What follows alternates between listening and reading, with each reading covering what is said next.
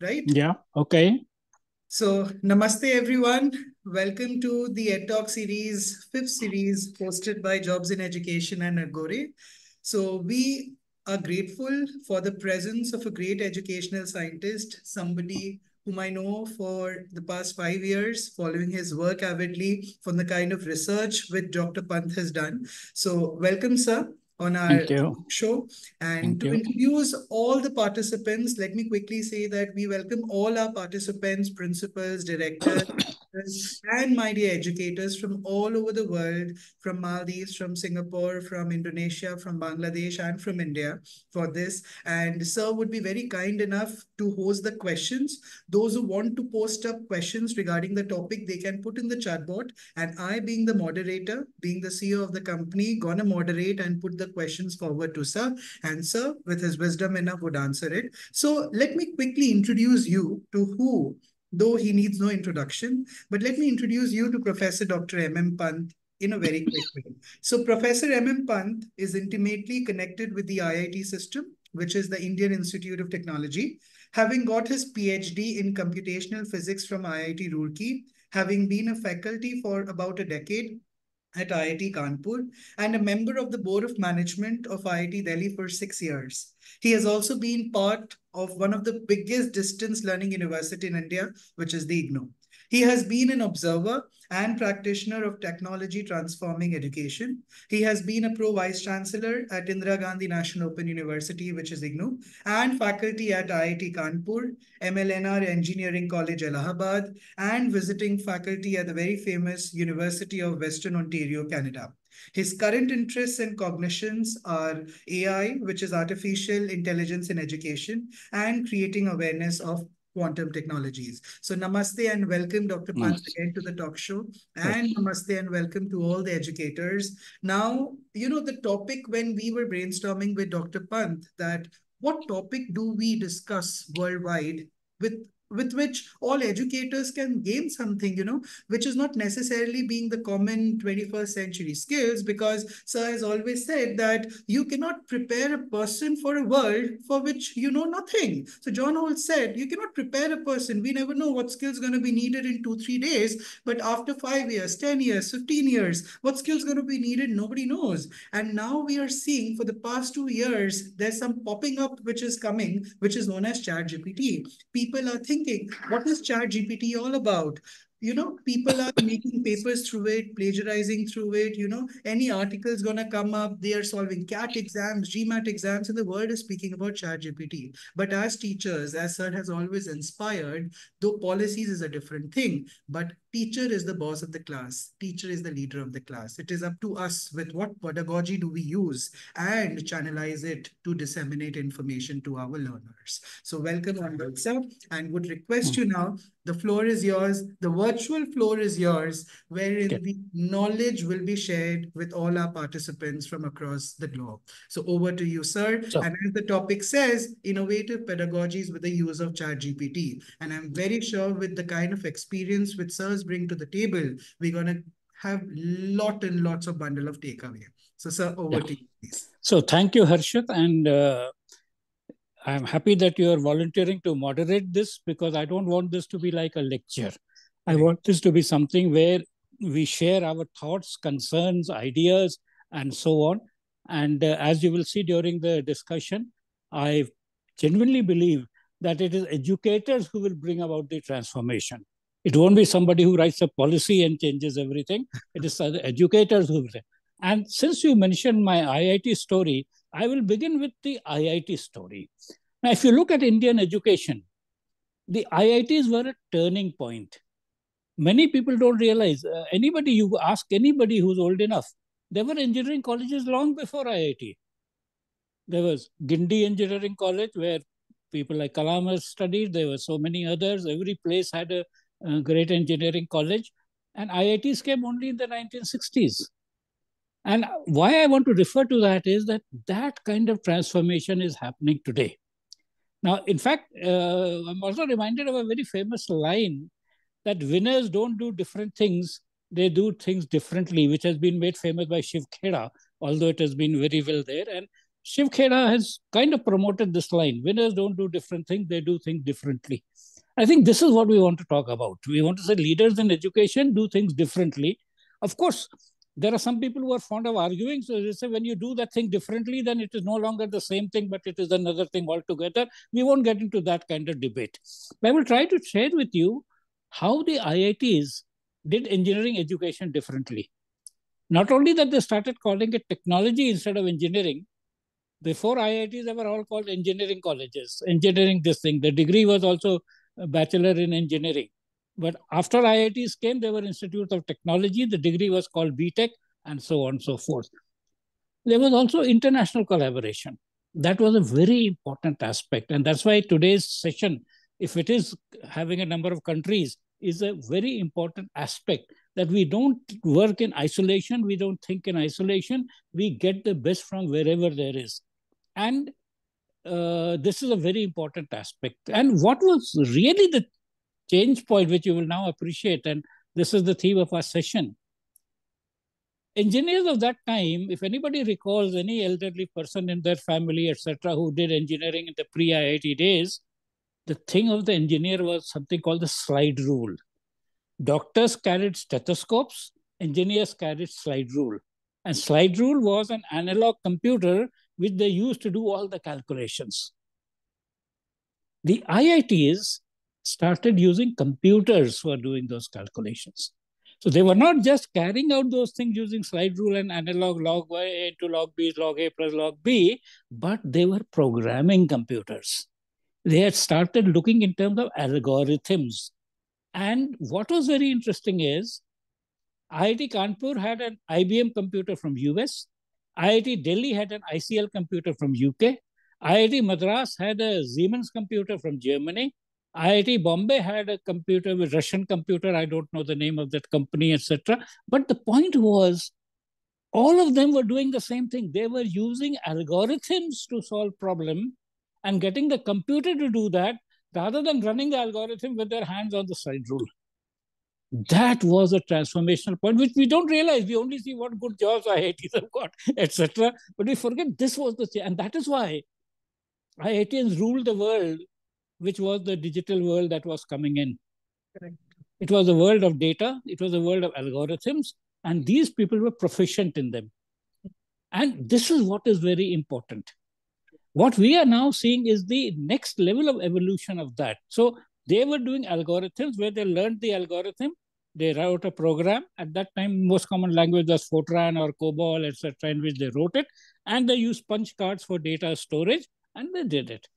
As it evolved, they were familiar with it. So it's a language that they knew. And then better algorithms came, better storage devices came. So from punch card to magnetic tape to this thing to ICs, chips to USB to floppy drive, all things, they could do that because they were familiar with that. And now what happened a few years ago, that the algorithms became of a different kind. They became learning algorithms. And that is what we call artificial intelligence.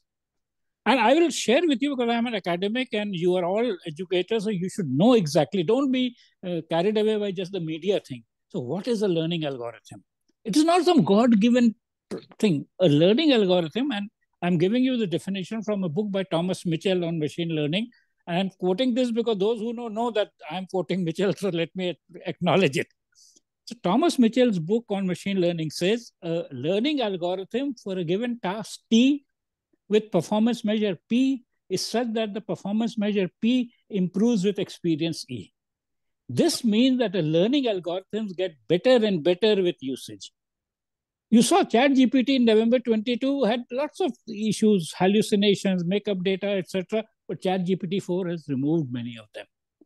Similarly, with all other things, voice to text, text to this, etc., spelling checker, etc., everything has become better and better because they are using AI. And a learning algorithm improves with experience. So even 6 months later, your ChatGPT will be even better, even more accurate, even more this thing, and so on. And this is where, now what happened when this thing came, and we all seen this, it was only November 22 that it was announced. By 2024, it was all over. A lot of people are resisting it. as Harshita said, they were about this is cheating, this is plagiarism, this is this thing, this is stopping people's creativity, etc. That is a way of trying to avoid what you don't quite understand. Understanding is in the title that we have said. How do we use ChatGPT for better learning today? And it is very important to understand that the model of learning that we have is a very primitive model. The learning model that we have in classrooms is a model of hundreds of years ago, a very primitive model, almost like religious preachers. I studied in a Christian missionary school. There used to be something called catechism. In catechism, you were questions, answers. What does God want us to do? God wants us to do this. And this is what education was, a series of questions and answers which you were to memorize and be able to repeat in the exam. Today, we know that is not what is important. As Harshit said, we are in a changing world, a fast changing world. So you will not get answers in the past. You will have to create answers to the problem that you have today. So you are no longer about repeating. I remember in my age, it used to be you can quote. Can I quote Shakespeare? Can I quote Lasky? Can I quote Karl Marx? Can I quote this? That is no longer important today. Today is what do you think is the way forward? And problem solving. The other thing about IITs, which made them IITs, while they taught the subject, actually taught a skill of problem solving. So, programming and problem solving. Now, problem solving, I encourage all school leaders to try to see that in their education or teaching, they look at things as problem solving and getting answers. As the word I like to use is you figure out the answer rather than being told of the answer and memorizing it. See, this is becoming like history. And that is why you will see that in India, people will get 90 out of 100 in science, but they still know science as a set of facts to be reproduced. They don't see science as something to be created, something to be figured out, something to which we don't have an answer, and we are very happy that there is no answer. We'll find the answer for the first time. And this is what is very important. We have to get in children that spirit that they will do something which no other human being has done before. That they will, for the first time, try to find an answer to something else rather than looking to somehow get the answer from maybe your teacher or somebody else and somebody else who has done it. And this is why, in fact, it's very interesting. India is the only country where a leader had said long before independence that we should be developing a scientific temper. And Jawaharlal Nehru, in his discovery of India, he's the only political leader I know who talked about developing a scientific temper. And the reason was that when you want to look at things which are happening for the first time, something which is new, you have to have that approach of observing and problem solving. And that is why instead of giving the answer, see, very often when we teach, even in science, we will tell them how sort of, Boyle's law was done, or how Newton did this, etc., rather than letting people observe, analyze, and come to more or less Newton's law or some variation of it. And science is about continuous improvement. My passion nowadays is to talk to people about quantum mechanics and quantum mechanics at school. Now, quantum mechanics is very interesting. Firstly, it is not attributable to one person. Like you said, Newton's law, Boyle's law, Charles' law, or Mendeleev's periodic table, etc. Quantum mechanics is attributed to something like 30 people over 20 years. And they fought with each other. They disagreed with each other. Einstein, who got a Nobel Prize for photoelectric effect, which is part of quantum, was fighting till his last days that quantum mechanics is incomplete. And he had a very famous paper called the EPR, Einstein-Rosenberg paradox, where he was saying quantum mechanics is incomplete. There's some hidden variables which we don't know about. And here he was, I think, influenced by Kurt Gödel, who was also at Princeton and a mathematician. So, and as an update, last year's Nobel Prize was given for quantum entanglement, which kind of established that the EPR paper was wrong. So EPR made something, then John Bell made a Bell's theorem, then these people made an experiment. That's how progress goes on. You don't start worshipping just something which has already been agreed, and maybe it was right at the time. There's absolutely no problem with that. But things change. And this is why to be... Now, the initial resistance to ChatGPT and AI and everything has now come in the people positive thing. How do we use it for the best? And that's why the title Innovative Pedagogies in the Age of ChatGPT has come. So now that it is there and it is a tool, we will not waste it in doing things which can be easily done. And during the discussion, I will try to explain to you, we are so used to Google and searching for Google for an answer that we don't realize that ChatGPT is not an oracle which gives you the answer. ChatGPT is a conversational tool. So you ask something, it says something. Then you ask again, and the conversation that is done is actually by means of what are called prompts. And therefore, prompt engineering, or in fact, all of you can become specialists in what are the prompts to use for the kind of specific thing that you're looking at. So I say, what kind of prompt should I use if I want to understand more about living system, for example, or whatever. So this is where now, fortunately for you, in the last year or so, when ChatGPT came, there were enough established educationists who quickly looked into it for its educational purposes. And one name which I want to share with you and make a note of it and follow him is a person called Mike Sharples. Mike Sharples is a very well-known professor at the UK Open University. He has been in this field of technology. He is, in fact, the person who designed the platform called Future Learn, which is a MOOC from UK Open University, and is a very good scientist. He has recently written a book, which you should all try to get. And I think the title of the book is something like Innovative Pedagogies or something. What happens is the UK Open University every year publishes a report on innovative pedagogies. So it looks at all innovation that people are doing all over the world. You know, many of them, flipped learning, project-based learning, watch parties, and so on and so forth. They look at them, analyze them, and say which of them are likely to be accepted. See, sometimes you create an innovation, but not too many people use it. So every year, and therefore, for this fact, you can actually Google for it.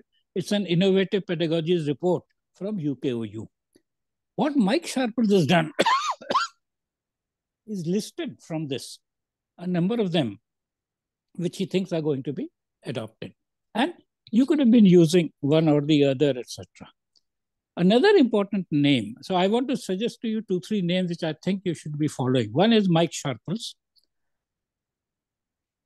Another very important name is Anthony Seldon. Now, Anthony Seldon has a book called The Fourth Education Revolution, which is devoted to the impact of AI on education. At that time, ChatGPT had not been launched, but chatbots were there.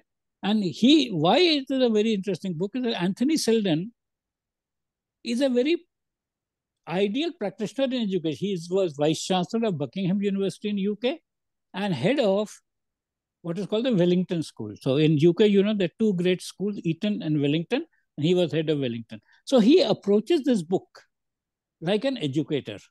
And I would recommend this, that anybody who's in education should read this book. And it actually goes seriously. He says, what does an educator do in class? What are the 4 things that a teacher does in class? So he collects the content, he organizes the content, he presents the content, he assesses the students, how they're doing. What does a learner do in class? Etc., etc. And then say, how will AI help in doing each of these things? And that is why it is a very, very important and useful book. Mike Sharples is focusing mainly on pedagogies. And there's another interesting person called Carl Wieman. Carl Wieman is a Nobel laureate in physics. He got his Nobel Prize in physics for Bose-Einstein condensation, but he also got a $4 million award in education called the Yiden Prize. It's the biggest prize in education. And he says that having taught in Stanford and so on, he said, I had all these students coming in to do PhD, but they were all very good at doing exams. They were not good at doing physics. And because the whole system was trying to, so he started, in fact, he very strongly advocates against lecture. Even for a meeting on Nobel laureates, he said, no, none of us is going to give a lecture. Even if you're a Nobel laureate, you are not going to give a lecture. You do some interactive session. And he has a very good stuff on this kind of thing, active learning. And his beauty is He doesn't say that I am talking of active learning first time. He says, no, educators all over the world have been doing active learning in various ways in their context. He's also saying, I'm not saying there is one method of active learning called Carl Wieman method of active learning. As long as you keep the class engaged, that people are asking questions, figuring out things, whatever method you choose is fine. Just don't make them passive learners who are just listening to whatever is happening. And I have something very interesting to share with you why this is important. People have not realized the importance of learning and importance of serious learning. They get carried away by marks, exams, getting to IIT or not getting to IIT, but they don't realize that learning is a very interesting aspect of evolution. And you can actually lose your learning ability. Not only learning ability, you can lose what you had learned.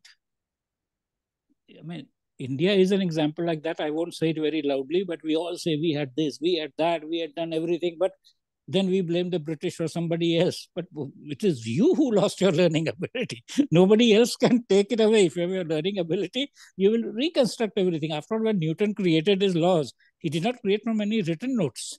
He created by thinking and observing. When Einstein created his theories, he did not have some previous book from where he picked out something. He created. So if you were in learning and thinking mode, even if all Nalanda and 100 times Nalanda had been destroyed, you would come again with ideas because you know the method of doing it. And I will share with you a very interesting thing which people don't realize. Do you know there are birds which have wings but cannot fly? No, the ostrich is an example. Ostrich, yes, The ostrich. EMU is an example. The chicken that you eat every day is an example. The dodo in Mauritius is an example. You can Google for it. And many of them are in New Zealand because it was, see, what happened is flying was an ability the birds had. But because they led such comfortable lives with no challenges, they stopped using that. Just like we stop using our brains if we are not going to take on challenging things. If life is very comfortable and you don't have to exert yourself, you will use the ability to think. True. Because, yes, this is very important. So I try to tell people, purpose of education is to build your ability to think and continue to think and learn. This, and therefore it goes beyond school, lifelong learning. So idea that we are only studying till our exams or till our degree or till our first job is not right. And it is for your own survival because you would have lost that ability if that is not there. And this is what has happened in various parts of the world. People have collectively lost certain abilities because they didn't need to use it. And they have seen it in biological evolution. And you can Google for it. There's a whole detailed thing about how they lost this thing. Equally, for example, as humans, we changed from quadruped to bipedal behavior. See, long ago, we were all on our four limbs. And then we realized, why are we wasting two limbs? We can walk only with two limbs and use the other two limbs for our hands, engineering, culture, painting, drawing, etc. Get fruits from higher up in the tree and so on. So we improved ourselves and did that. So what I'm trying to tell you in a general is that learning is, and why now AI and ChatGPT is important because it is going to make your learning more powerful. So just like you prefer a BMW with a lot more horsepower to a cycle rickshaw or an auto rickshaw or this thing, similarly, because this is giving us a lot more power to learn. And in fact, there's a very interesting person called Guy Claxton. He has a phrase called learning power. In fact, he has very interesting short videos where he talks about learning power and he actually criticizes that the present method of schooling makes children not so good learners. In fact, he coined a word which looks like an illness called tautitis. He says tautitis is something that happens to you in school because you will learn only when somebody teaches you something. Yes. So he said this is created in school. School was not designed for it, but eventually what happens is people stop using their brain only when they are taught. See, I will share with you, every child carries with him or her a bag of books, but they will never read books beyond the page which is being taught in class. So if in class they're teaching chapter 5, he will not go on to see what is in chapter 6, what is in chapter 7. He's carrying it every day to and fro. This is what he calls taughtitis, that you are so used that only when something is taught or prescribed. So many, I hear all this conversation. We should teach this in school. We should make that compulsory. We should make financial literacy compulsory. Why will I not get financial literacy on my own? I'm interested in money, making money, using money. So why will I not go and get financial literacy from wherever? Whether I buy the book Rich Dad, Poor Dad or whatever, I will go for that. Now you said, no, unless financial literacy is being compulsorily taught in school, I will not learn financial literacy or health literacy. It is so this is the point I'm trying to make. And what AI is now doing is basically making it personalized. So becoming a little academic, Benjamin Bloom is a great educationist. He has a 1984 paper called the Two Sigma Problem. And what he says in that paper is that the best education is a one-on-one education. So you have an interested learner who is curious, asking questions.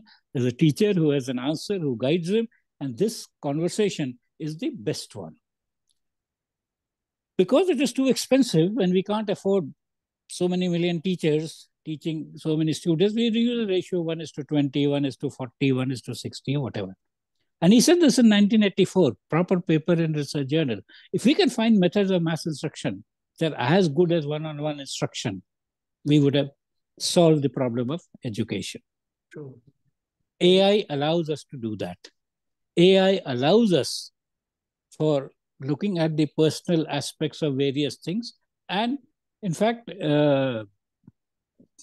this Mike Sharples I talked about, he is giving an example. He says, I am using ChatGPT 4 to learn quantum computing. So he gives a prompt that consider me as a student. You are an expert in computers. You will teach me quantum computing, etc. And you will also assess me how much I have learned. So he really said that ChatGPT has various roles in his one good talk. He said it has a role of a possibility engine, like Google, which is a search engine. Here you ask various kind of things and it responds. He says it has the role of a personal tutor. It has the role of a assessor. It can ask you questions and check it. In fact, ChatGPT can prepare a question paper for certain thing, etc. And it can then guide you that this is the areas in which you are weak. You need to improve on that. And it could even possibly guide you to literature to do that. So tomorrow's AI will tell you, read this book, watch that video talk, watch that thing. See, some of us are very happy and fascinated with some YouTube talks, which we liked and we shared it with everybody. That was so this will tell you what it is going to give and why I'm excited about it. It will allow people to learn entirely by themselves, provided they have learned the skill of learning. So learning to learn will become important. So it is like, see, it's very interesting. We all go through school, college, university. Nowhere does anybody teach you learning to learn. If we teach learning to learn, then you can use all this to learn yourself quite a lot. And because the thing can do this, it becomes very, very interesting. And why this is important, because as Harshit said, we are going through a thing where completely new things are coming up. So where will you get a teacher to do that? There's a very nice quote, again, by a person who's director of the Da Vinci Institute. He says, if you try to insert a teacher between ourselves and everything that we want to learn, we will never be able to learn what we want to learn in a reasonable time. Because where will you get the teacher for it? So we have to come to the idea of being self-directed learners and being taught how to take care of your learning needs. See, very early stage, it may be different. So till you are 5 years, 6 years, 10 years, maybe you have to be taught the basic alphabets, this, that, whatever. But once you are at a high school or halfway to high school, you should be able to learn around because you set up your own challenges. And you can then get guidance about what to do with it and so on and so forth. So I think I've spoken for a while. It may be a good idea to have some interjections and conversations to build further.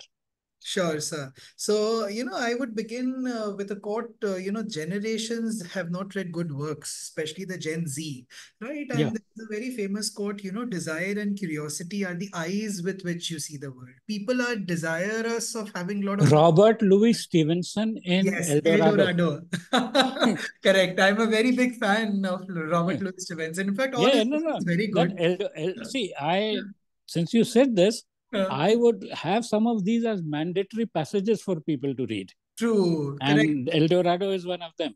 Correct. And Correct. it's a last sentence. To Correct. travel hopefully is better than to arrive, and true success is to labor. Correct. Very well said. That's what reading is power, and a good reader Yeah, is a leader. And so now we have a lot of questions being shooted to us. So I would be picking one by one. So now yeah, yeah, we will sure. be requesting sir to answer two questions, and then sir will be sharing his wisdoms, continuing with it, and then again we would be taking it. So we have Miss Shujana from Christ University, Bangalore, and she has put a very well question that. Please guide us on how to check the authenticity of the information from the AI generated responses. Okay, so anyway, Christ University is the leading institution. I've been there a couple of times. They're leaders in this field. So, see, this is true of everything. We are now, see, we have got used to, and this is a very interesting thing, this can come, we have got used to the idea that if something is in printed form, it must be correct. If something is a computer output, it must be correct. Now, the idea is to bring to them that all it means is this thing has been printed by a machine on paper. Whether it is true or not, you have to verify separately. And True. I will share with you an example of this. I come from a very different kind of family. We were very, very oriented towards learning, education, personal learning. And I will tell you so exactly this question. So when I'm in school, in geography, they're teaching us equinoxes. I come home, my father asks, what did you learn today, etc. So I said, I learned about equinoxes. So he says, what are they? I said, the 15th March, 15th September, equal days, equal nights on the equator, sun rises at 6 a.m., sets at 6 p.m. Exactly what is in the book. And you know what he says? I'm in class 5, 6 somewhere. He says, do you believe it?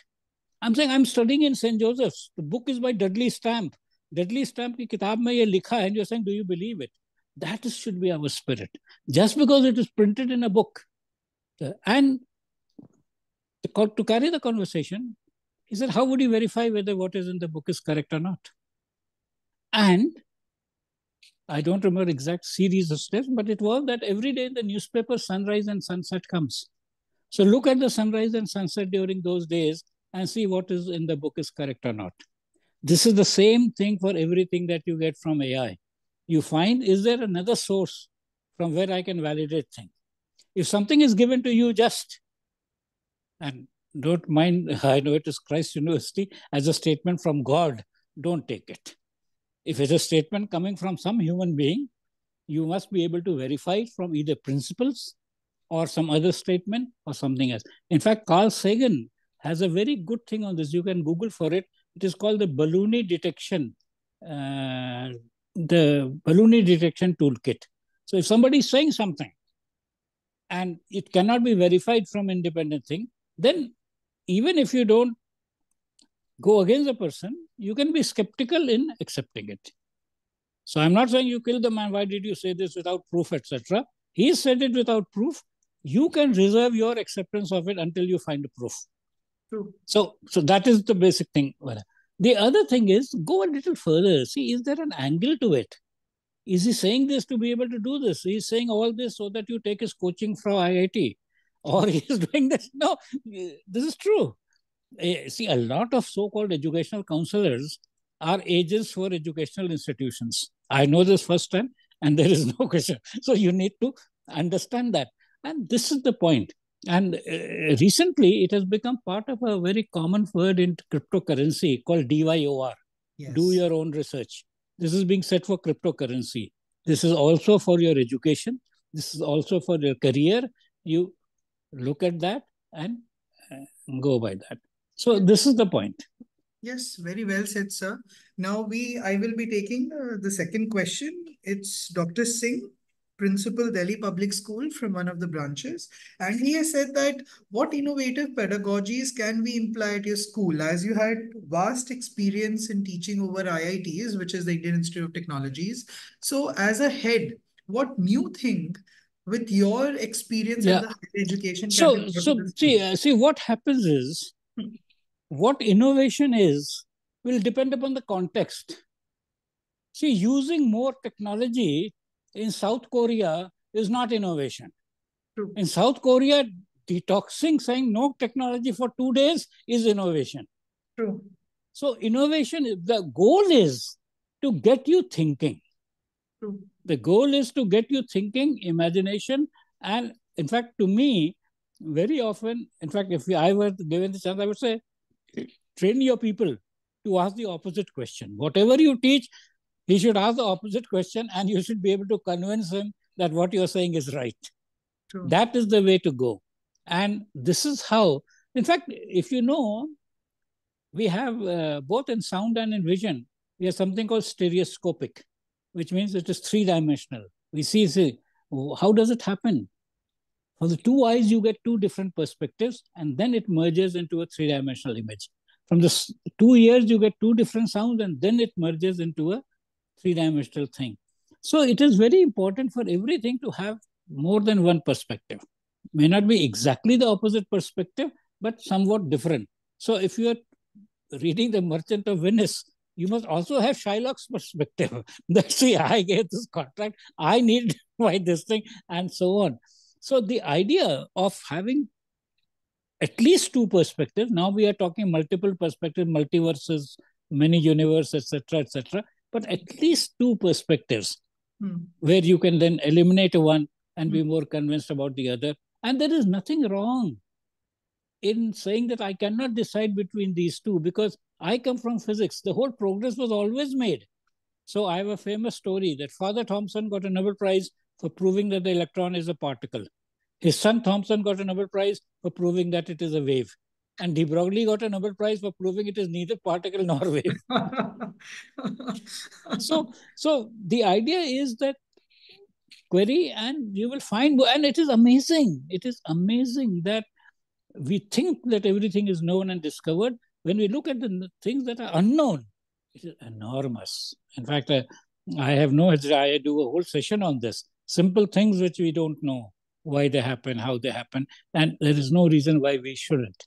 True. You talk to, in fact, there's a very well-known thing. If you look at children who have not started going to school, they have a large number of questions. Why is the moon round? Why is the grass green? Why is this thing? So what do you expect? Grass to be blue, etc. So that is no answer. And when you go deep into it, you will realize, see, we all assume that blood is red. But you know that the blood of the octopus is blue.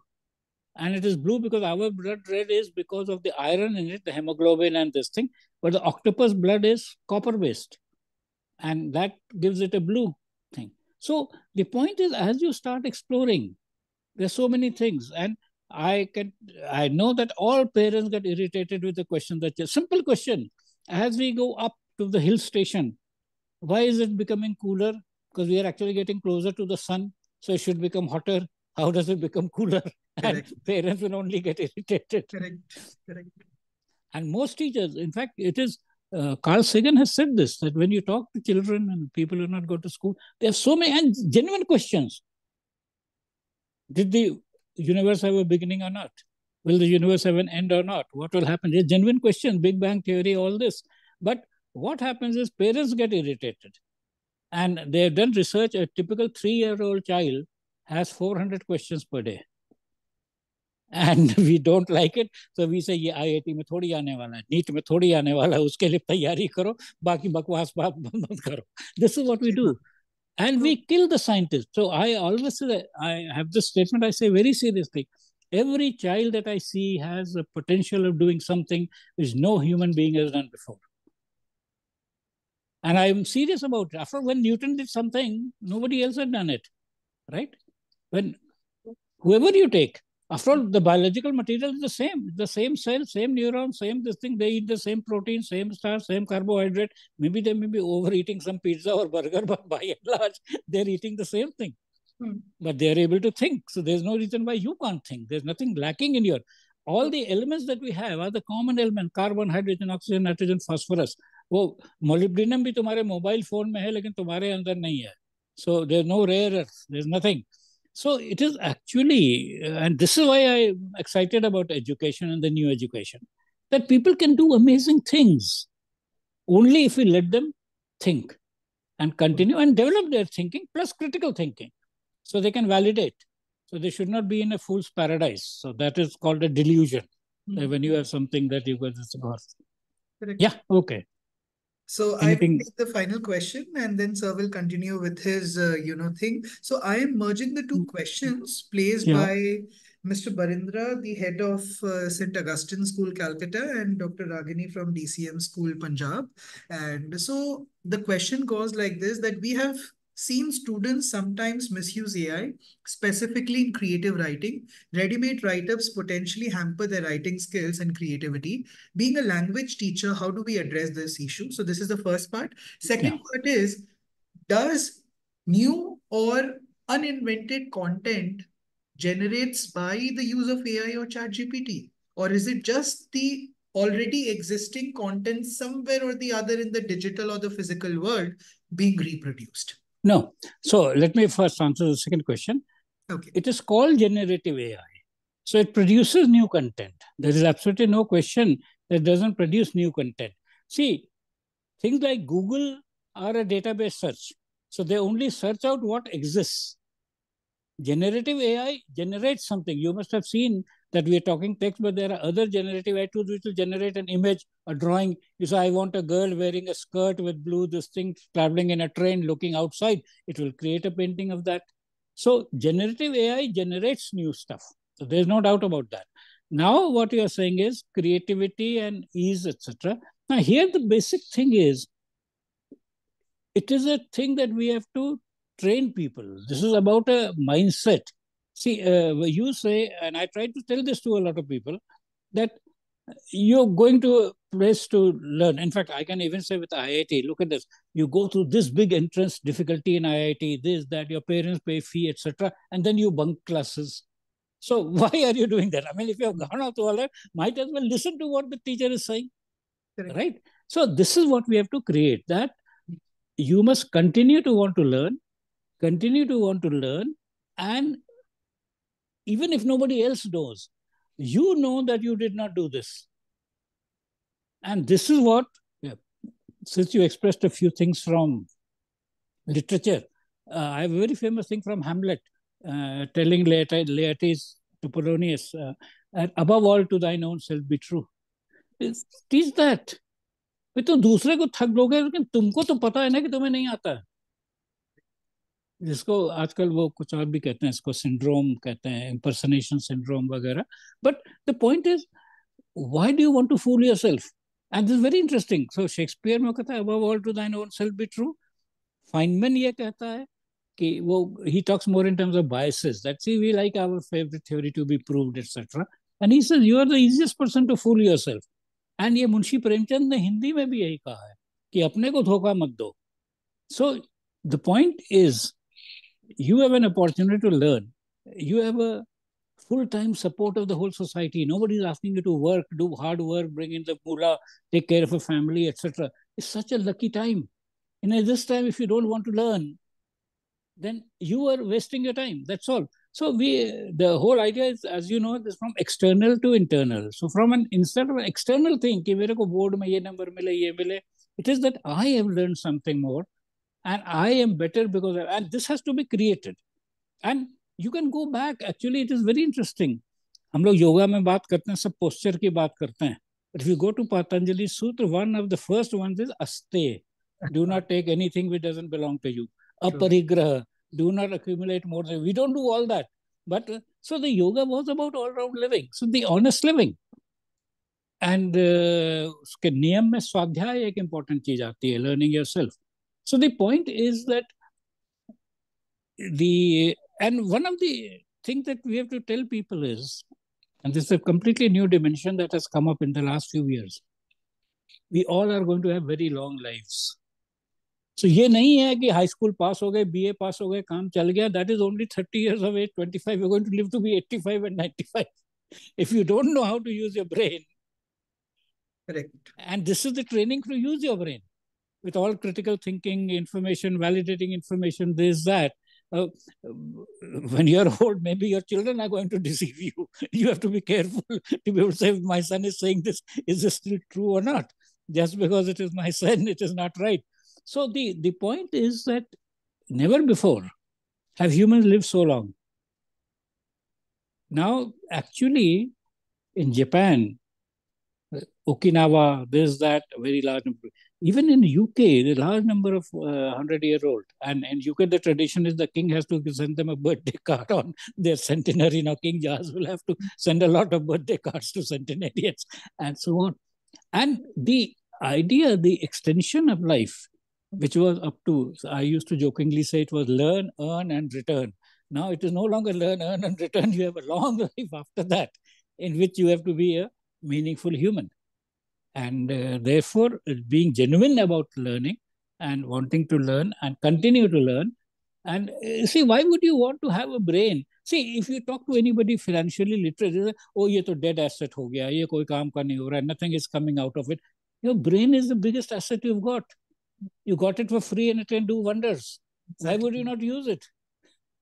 And educators are those who teach you how to use the brain.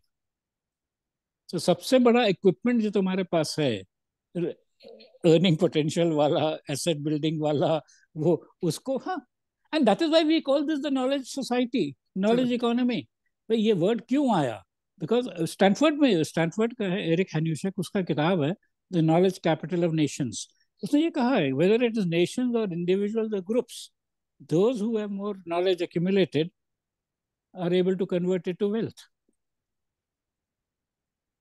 So वो है and for I jokingly say somewhat satirically when I'm pessimistic that we have an ignorance economy. So जो लोग ज़्यादा ignorant हैं उनसे लोग पैसा बना लेते हैं. But the true economy is the knowledge economy, and this is where it is. True. Yeah. So any other comment, observation? So one more thing is like specifically like I being a teacher in the classroom, what strategy can I generally use so that I can pick some context and Yeah. through ChatGPT I can teach in the class, you know, Exactly. aligning with the curriculum. So it's a very simple thing. No matter what you're doing, raise a few interesting questions. Questions which you can't answer, your students cannot answer, but together with ChatGPT, you can answer and move on.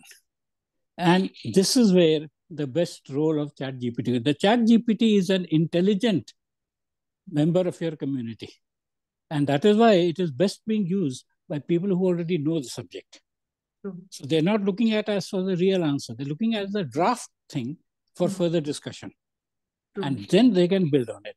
And you can even get that further assimilated by getting, like you remember in school, we used to do debate. One team was take one position, one team was to take another position. Ask ChatGPT to take both positions. So you get arguments for both sides. You say, I am defending the idea that there should be no this thing, whatever. And let ChatGPT give you the answer. Then you say, I am opposing that idea. I'm saying compulsory uniform for everybody. Let ChatGPT say that. And then you analyze with your human brain how these responses are. So it is, that's why I see it is we should go back to, it is a generative AI. It should generate things for you to act upon.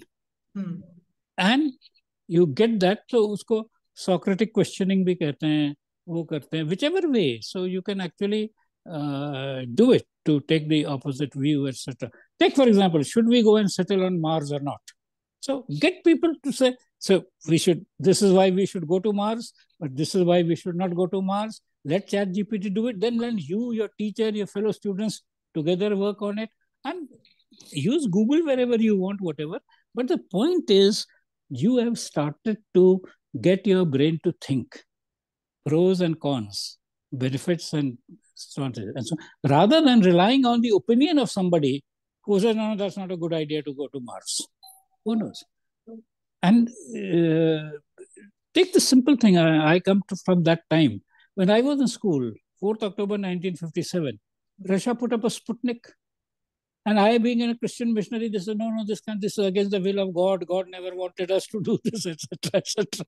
So the point is, now you imagine, and I have this favorite story I often say, that when I was studying my PhD, etc., and my PhD was in computational physics, computer science, and quantum mechanics applied to properties of solids and so on.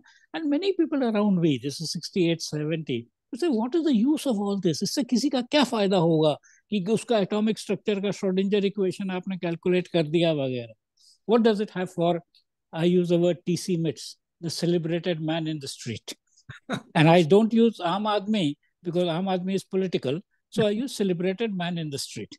But today that man in the street is on the right street because of the satellite that has gone and Einstein's general theory of relativity. That keeps him on the right street. True. So this is what the whole thing is about, that when scientists, out of their own curiosity, and I have no hesitation, all children are born scientists. They're absolutely curious. They want to do this. They want to experiment. In fact, there's a very nice video by Alison Gopnik. Alison Gopnik has a very nice video called What Do Babies Think? And he says that when a baby is doing, the baby is actually doing exactly what a scientist does in his research thing. And in fact, if a person goes on to conclude that it is babies who are the science and R&D of humanity, the grown-ups are only marketing and sales. So very well said. Very well said. That's what it happens, and sir, we would also utilize your knowledge for sharing your insights. Like, what are the specific resources? Like, we all have some idols, right? Say there are Bollywood stars, there are Hollywood stars, which people look up to. As an educationist, when we are speaking about big educators who have passed away, No. any living educator we should follow? You have put words in my mouth. I will disappoint many people if I say, don't waste your time with Bollywood stars, sports personalities, political personalities, this, that. They are not going to do anything for you. Look at the scientists, the innovators, and the inventors. Correct. Look at them and their stories. Now, there are a lot of people who are very good storytellers in this. When I was young, there was George Gemau and so on and so forth. But today, the one name I will recommend for everybody is Carl Sagan. Carl Sagan had a whole series of things called the cosmos. Correct. He has a whole set of views on this thing about it. So Carl Sagan is there, Neil deGrasse Tyson is there, Isaac Asimov was there, Arthur Clarke was there, and so on. So these are huge number of science communicators. And if we follow them, and I will share with you, I have no hesitation. One reason why I've had a great life, etc., is that from childhood I've been reading biographies of people. True. Even today, see, I will share with you, luckily I have a good memory. Newton's biography I read very early. And in Newton's biography, there's a very nice one. They asked Newton, what do you think of yourself? Because everybody else thinks Newton, Alexander Pope had a poem called Nature and Nature's Law lay hid in light. God said, let Newton be, and there was light. And so what do you think of yourself? And he has a very nice quote. I remember it. He says, I do not know what I may appear to the world, but to myself, I'm like a child on the seashore, looking now for a smoother pebble or a prettier shell, while the whole ocean of truth lay undiscovered before me. ये देखो तुम सलमान खान ये वो ऋतिक रोशन इस पे क्यों time खराब कर रहे हो मतलब नहीं वो see this is part of see what has happened. I will share with you. Humans who rule other humans are afraid of only one thing, the brain of these people, and therefore they want other humans to be dehumanized and to stop thinking. And this is deliberate. Or since you mentioned literature, ये Julius Caesar में, अगर Julius Caesar पढ़ा है नहीं तो देख लेना. Julius Caesar में सीजर एक बार कहता है, let me have men around me that are fat, for yonder Cassius has a lean and hungry look. He thinks much. फिर कहता such men are dangerous. So Julius Caesar के जमाने से उनको पता था जो सोचता है वो डेंजरस है. सही बात है, तो बिल्कुल अभी सही उनका बात है। सारा नहीं, this country I have no hesitation in saying, ये जो सारा लोग सुनते हैं पंजाब में ड्रग एडिक्ट ये वो, ये तो सरकार चाहती है लोग सब ड्रग एडिक्ट रहे। करेक्ट, करेक्ट, उसका पूरा इंटरेस्ट है कि ड्रग, अगर वो जग गए तो करेक्ट, फिर तो वो सवाल पूछने लगेंगे जो छोटा बच्चा पूछ रहा था कि ऐसा एग्जैक्टली, क्यों है, वैसा क्यों है, ये क्यों है। So exactly, they don't want. See, if you want to rule, and evolution of human has been like that. There was a time when actually we were inferior to other animals and wild animals. Then we learned domesticating wild animals. हमने wolf को कुत्ता बना दिया, शेर को नहीं, you know wolf कुत्ता, सही बात है। डायनासोर को मुर्गी बना दिया, हम्म, वो हो गया। सो उसके बाद हमें ये आया कि अब हमें और इंसानों को वो करना है कि वो ना सोचने लगे कहीं, तो उनको जल्दी से ऐसी चीजों में डाल दो कि वो सोचने वाला ना कर पाए। बिकॉज यू नो, एक वो लेनिन ने सोचा, वो रशियन रेवोल्यूशन कर दिया, मार्क्स एकदम, ने सोचा, उसने वो कर दिया। एकदम, इंडिया में भी all our freedom fighters were educated in England. यहाँ रहते रहते नहीं उनके दिमाग में आया था कुछ। वो तो नेहरू, गांधी, सुभाष चंद्र बोस, औरबिंदो, सब लोग, वो बाहर के एजुकेशन से उनके अंदर फर्क आया। यहाँ तो सब ठीक रखा था उन्होंने, कोई करेक्ट, नहीं सोच सकता। So the idea that you know don't let people think is a very important part of governance. And I have no hesitation, I said this in all forum, कि एजुकेशन सिस्टम तो बना इसलिए है कि हम्म, आप सोचो नहीं, तो आप सोचोगे तो आप फिर बेटर चीज करने की सोचोगे, and that is extremely risky for people in power. true, very true. So thank you very much, sir, for sharing so much insights. So lastly, a 2 minutes quick advice as an educational scientist with your experience, what concluding message would you like to give to all the educators Yeah, present here so across the I globe? my concluding message is a bit radical. It is develop curiosity, scientific approach rather than obedience to authority, True, learn mathematics because the true description of the world happens in mathematics, learn quantum because that is the actual nature of nature, and learn computational thing and information thing because a whole new model of the world is information flow. true. So वो Shakespeare ने कहा था all the world a stage, मैं कहता हूँ all the world a giant computer, and we are all people who are doing information processing. Correct, नहीं, correct. Shakespeare ने ये कहा था all the world a stage and we are all players according to script and entries and stages. We are all information processing machines and our brain is the most important element in it. True, If you true. look at the society's information processing, it is a human's brain. That's why people are now talking about human brains and AI together as part of an information processing system which defines your society. Exactly. Exactly. So yes, so of course, Dr. Pant is running university in itself. So we are never ever bored. None of the educators are bored, listening to you all the time whenever we get a chance. So thank you Thank so you. very much once Thank you. again. Thank you. All the And best for everybody. thank And I you. hope uh, some of you will come up with some great new ideas which are Sure, going to sure, sure. And transform the world. you would be very happy to know, sir, we have been receiving questions and we have, Miss Rabiu from Nigeria, some from Singapore, some from Dubai, and of course from the India. So we have educators from all over. So thank you very Yeah. much. And we at Jobs in Education and Agore promise Yeah. you that every month we're going to come up with something very different, productive topics. So there's a productive takeaway and we could implement, Sure, sure. right? And Right. so a short message which I would like to pass on to all the educators here as we've just passed with the Republic Day is that, keep on pushing the boundaries of, quality and excellence in education by making it four. I always have four parameters: truly reflexive, inclusive, dialogic, and engaged space. So that the Absolutely. land of our mind, as sir said, use your brains. Birds having wings but don't fly. So humans having brains but don't know how to use them. So keep so that engaged space, so that the land of our mind and that curiosity should stay alive. Let's not make Yeah. intellectual monsters, but people who are intellectually curious, to shoot their roots up. And as we teachers, we have to be optimistic and move ahead with. So thank you all once Thank you. again very much. Thank you, Dr. Pant. All the best. Thank you, everyone. Thank you. Namaste. All the best.